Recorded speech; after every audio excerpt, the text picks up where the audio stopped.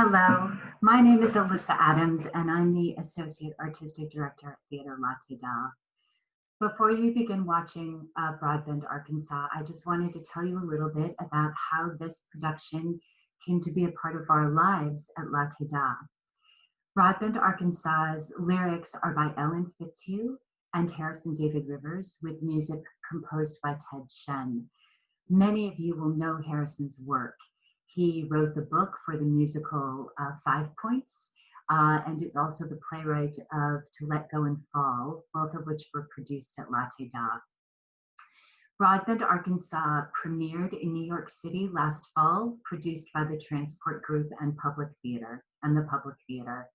I was able to attend a preview of that production, and it quite literally moved me to tears. My first thought after the curtain came down was how much I would love to share this piece with Latté audiences. I texted Artistic Director Peter Rothstein, who was up in Boston directing a play, and said, "Peter, I think you should come see Broadbend."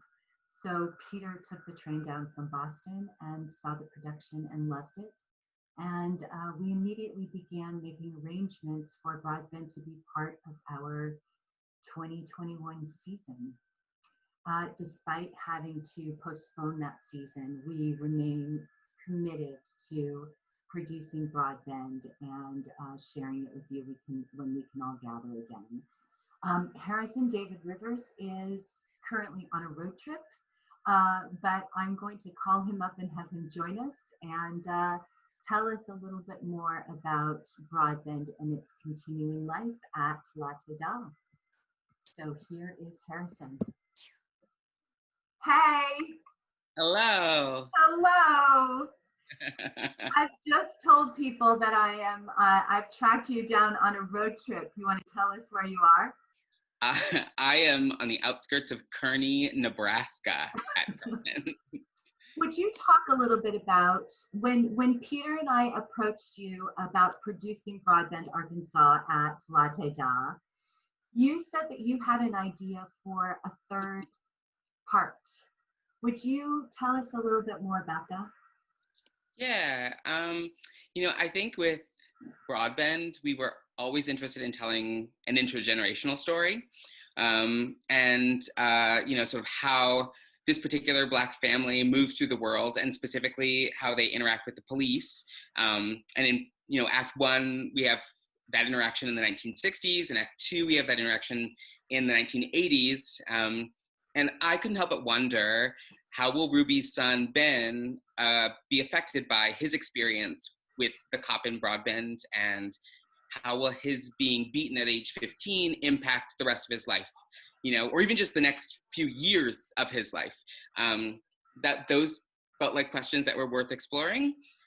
And you and Ted Shen, the composer, will be working on part 3 as part of our Next Up series this season, Yes.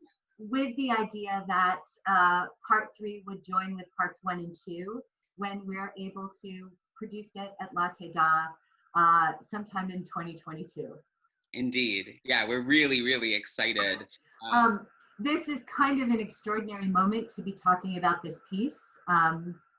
You and I both live in the Twin Cities, and it has become the focal point for this latest moment of police violence against Black men. Having worked on Broadbend and sort of lived inside Benny and Ruby, how did that affect your experience of the death of George Floyd and the uprising that we saw in the aftermath? Yeah, so this is a hard question, I think, to respond to.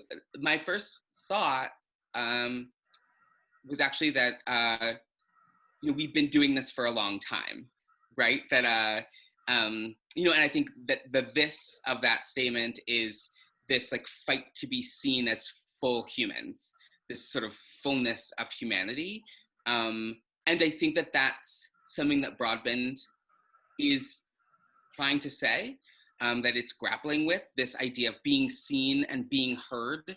I think that Benny and Ruby, and I think now with Ben, we are looking at characters who are trying to figure out what is going on, like what's happening and what's my role in the thing that's happening, and how can I push something forward? How can I be present in this moment and affect some kind of change? So, I mean, I don't know, I think sometimes you're making something and you are inspired, you are taught by the characters that you are creating. So I suppose it's speaking to a part of yourself, but sometimes your characters are much more articulate about it than you are. So I feel like these three individuals who don't really exist, but who like do exist for me in my heart, were asking me to be present and to sort of figure out a way to help move things forward.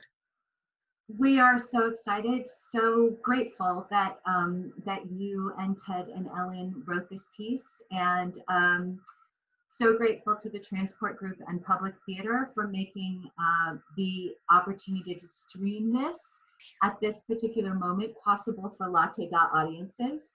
So I'm going to let you bask in the sun and let our audiences begin streaming Broadbend, and we'll see everybody later. Thanks so much, Harrison. Of course, this was great. And enjoy, everyone. Enjoy. Bye. Bye.